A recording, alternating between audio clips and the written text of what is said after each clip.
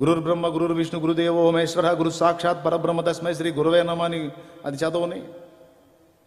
నాకు తెలిసి చతుర్ముఖ బ్రహ్మ సృష్టికర్త అనుకున్నాం, కానీ కాదట.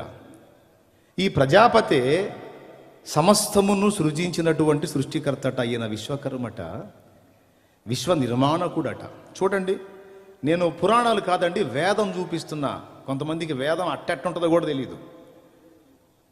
అదిగో వేదం, ఋగ్వేద సంహిత 2వ భాగం మీకు కూడా దొరుకుతుంది, మార్కెట్లో తెచ్చుకొని చదువుకోవచ్చు. విశ్వకర్మ శరీరములను సృష్టించువాడు, అనుపమ ధీరుడు. అతడు తొలుత జలములను కల్పించినవాడు, తదుపరి జలముల యందు కదలాడు.